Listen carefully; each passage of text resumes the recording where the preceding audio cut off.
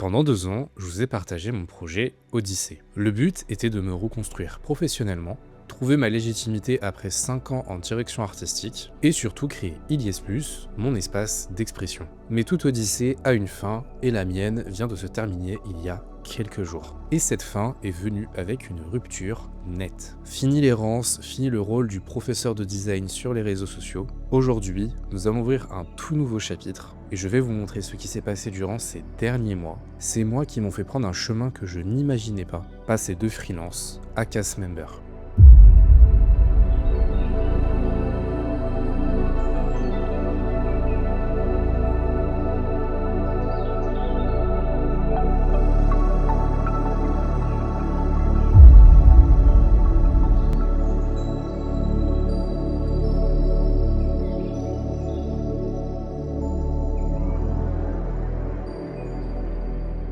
Si vous pensiez que saisir une opportunité professionnelle donne des ailes, détrompez-vous. Pour moi, ça a été exactement l'inverse, une chute libre. Après des mois de pression et de galère, j'ai traversé une période que beaucoup de créatifs redoutent énormément et qui pourtant peut faire énormément de bien.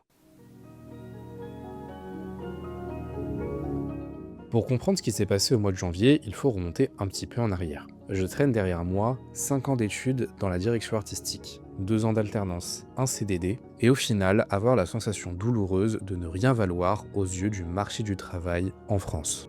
Le marché de la direction artistique est particulièrement compétitif. Il faut attendre entre 6 et 8 mois et jusqu'à 2 ans pour trouver un premier emploi stable. Concrètement, sur la vingtaine d'étudiants qui composaient la dernière classe d'Iliès, seulement un étudiant a signé un contrat à durée indéterminée. Pour compenser cette frustration, j'ai créé Iliès Plus. J'ai voulu avec Iliès Plus créer mes propres opportunités professionnelles et j'ai eu l'occasion de créer une communauté de plus de 8000 abonnés. Le problème, c'est que je m'étais enfermé dans un rôle de professeur de design que je ne voulais plus représenter. Et ce que je voulais, c'était de revenir aux origines même de Iliès Plus et les raisons pour lesquelles j'ai créé cet espace. Cet espace, je l'ai imaginé comme mon propre site de streaming personnel, qui raconterait ma vie à ma communauté avec ma propre vision du monde, avec mes propres images. Mais sans entrée d'argent ni d'inspiration, je bloquais. Le modèle économique du créateur est souvent précaire à ses débuts.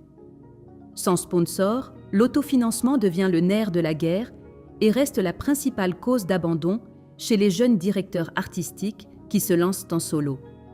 Et avant le mois de janvier, en décembre, il y a eu cette grande nouvelle de la part de Disneyland Paris. J'ai été recruté en tant que photographe. Et j'allais faire partie des 15 000 cast members à partir du 7 avril. Cette nouvelle, après des mois de galère à retrouver un emploi, ça a été un véritable soulagement. Mais ce soulagement a été tellement excessif que mon corps a tout lâché. Et de décembre jusqu'à la fin du mois de janvier, j'ai vécu une véritable traversée du désert. Après cette annonce, j'ai ressenti une véritable dette colossale de sommeil. Je me levais tard, je faisais jusqu'à 12 heures d'écran par jour jusqu'à en avoir mal à la tête. Je prenais du poids et mon livret A, lui, perdait du poids. Et enfin, j'ai été devenu littéralement allergique à mon ordinateur.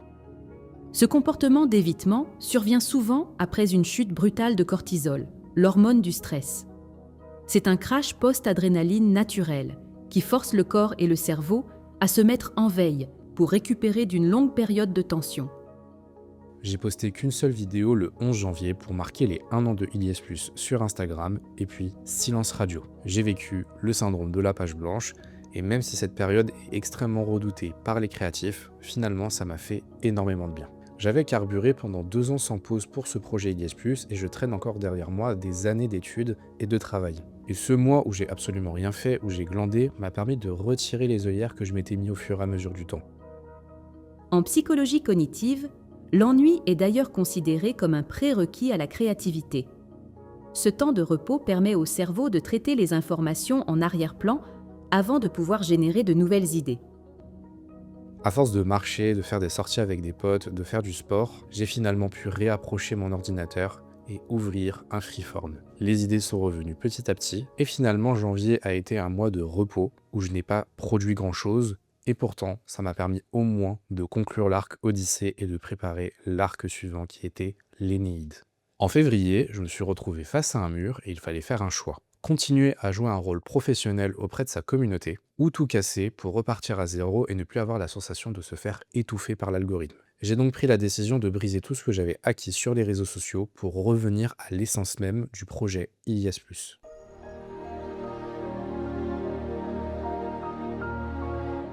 Février a signé mon grand retour sur les réseaux sociaux, mais avec de nouvelles conditions que je m'étais imposées. J'ai pris une décision radicale, je ne voulais plus être le directeur artistique qui donnait des tips et astuces à ma communauté. Désormais, je suis devenu et je suis redevenu le directeur artistique de Ilias+, un point c'est tout. Je me suis détaché de cette vision ultra rigide et professionnelle de mon métier pour me recentrer et renouer les liens avec la passion pure de créer du contenu.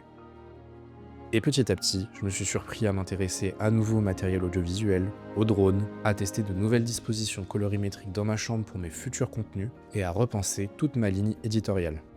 Changer de méthode de travail stimule la neuroplasticité. En abandonnant les contraintes strictes qu'il s'imposait, les zones du cerveau liées à l'exploration et au plaisir visuel s'activent à nouveau.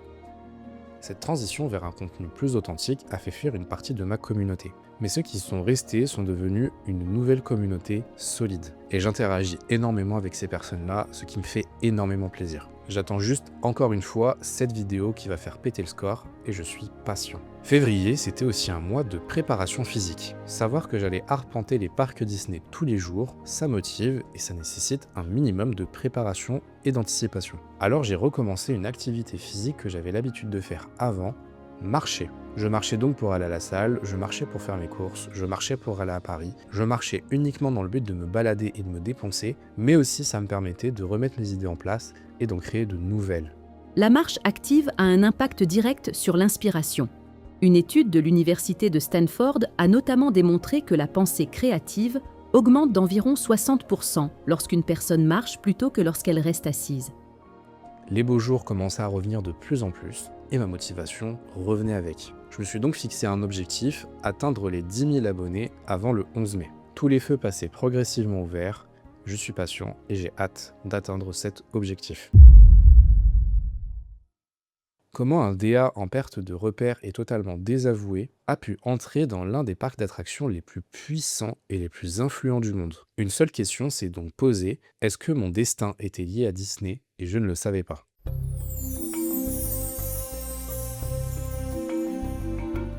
Vous le savez déjà, depuis petit je baigne avec Disney, vous avez la preuve juste derrière, mais à 18 ans, quand j'avais pris mon pass annuel, je m'étais posé la question, est-ce que je devrais pas travailler à Disneyland?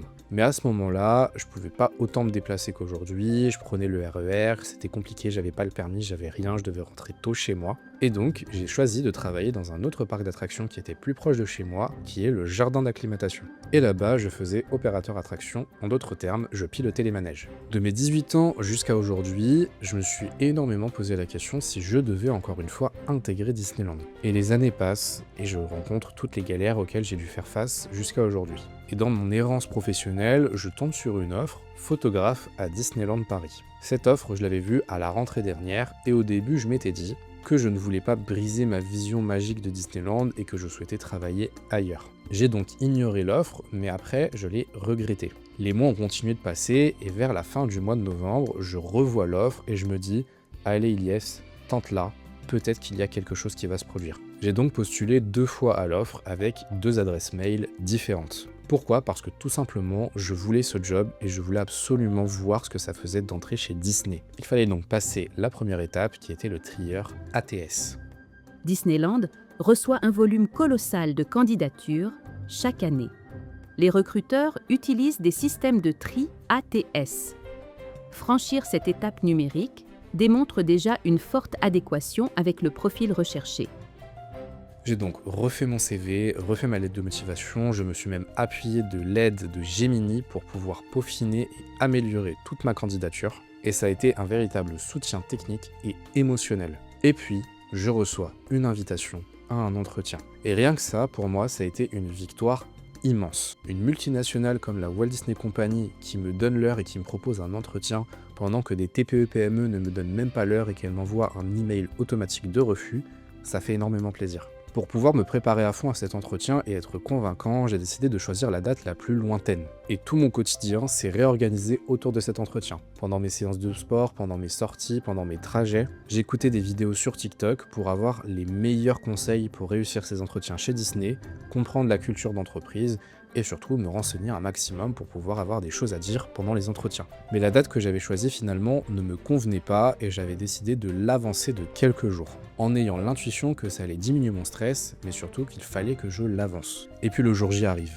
Et ce premier échange a été un immense plaisir pour moi. J'ai été admiratif par l'humanisme de la personne qui m'a reçu et surtout qu'il n'y avait aucun langage de bois. J'ai donc mis en avant mon profil et mes deux atouts majeurs qui est mon expérience dans les parcs d'attractions avec le jardin d'acclimatation, mais aussi mon expérience en photo. Et j'ai vraiment pu répondre du tac au tac et j'ai fait littéralement un sans faute selon les dires de la recruteuse. À la fin, la chargée de recrutement me propose un deuxième entretien quelques jours plus tard et c'était la dernière place. Je me suis donc dit, si j'avais maintenu la date initiale, peut-être que je n'aurais pas eu cette dernière place pour pouvoir assister au deuxième entretien. J'ai accepté tout de suite et durant les jours suivants, je me suis préparé à cet entretien technique. J'ai créé mon book photo de A à Z en triant les meilleures photos que j'avais prises durant ces 5 dernières années. Je suis allé imprimer ce book chez Office Depot et les vendeurs m'ont fait un geste symbolique, ils m'ont imprimé le book en plusieurs fois sans payer de frais supplémentaires. À l'ère du tout numérique, présenter un portfolio physique imprimé est un choix stratégique fort. Cela démontre non seulement un souci du détail matériel, mais aussi une volonté de créer une expérience tactile pour le jury. Et ma préparation a été si loin que je me suis rendu à la Fnac pour aller voir les appareils photo qu'utilise Disneyland et les essayer en avance. Le jour de l'entretien, j'arrive au bâtiment Bellini à Val d'Europe. J'arrive avec 30 minutes d'avance et je continue de me préparer. Sauf que la chargée d'accueil vient me chercher et me dit que la personne qui devait passer avant moi a planté et que j'allais passer tout de suite. Je me suis dit, si j'étais venu à l'heure, qu'est-ce qui serait passé? Je monte et les entretiens se passent. Et très honnêtement, j'ai été un petit peu envahi par le syndrome de l'imposteur face à autant d'exigences de la part de Disney. Disney fait très attention à cela et ils tiennent à la qualité de l'expérience de leurs visiteurs. Le syndrome de l'imposteur touche près de 70% des professionnels au cours de leur carrière, particulièrement dans les métiers créatifs. Il se caractérise par un doute persistant sur ses propres compétences, même face à des réussites objectives.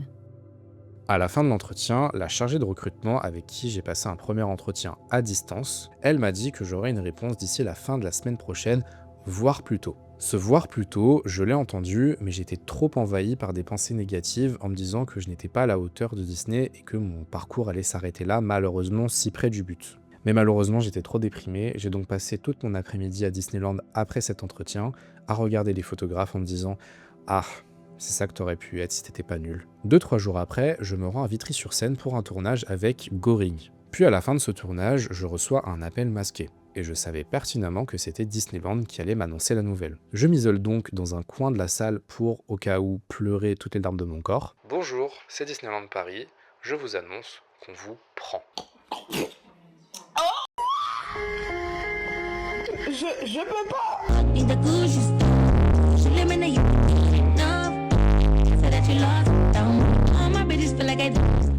Et ma mâchoire est tombée jusqu'au centre de la terre. J'étais vraiment sous le choc. Je me suis même permis de parler à la recruteuse de mon ressenti à l'entretien en lui disant que j'étais totalement insecure et que j'avais vraiment le sentiment d'avoir raté. Et elle m'a répondu ceci. Ah non, tout le monde a adoré votre profil, de toute façon je savais dès le premier entretien que j'allais vous prendre. Et ça m'a fait énormément plaisir qu'une entreprise aussi grande que Disney et que des personnes qui sont expérimentées en photo reconnaissent mon travail, mes compétences, et ça c'est vraiment la première fois que j'ai ressenti ça. Elle m'annonce donc que j'aurai un CDD qui commencera à partir du 7 avril, et on était fin novembre. Et c'est à la fin de cet appel, et au moment où j'ai signé le contrat, que j'ai repensé à toutes ces années où je me suis posé la question, est-ce que mon destin était lié à Disney? Et je ne le savais pas. Et tout a été d'une fluidité incroyable. Côté personnel, ça m'a redonné confiance en moi et j'ai pu ranger toutes ces angoisses et toutes ces peurs que j'avais autour du monde du travail. Côté Lies Plus, je me suis renouvelé, je me suis laissé un peu plus aller et surtout j'ai renoué avec la passion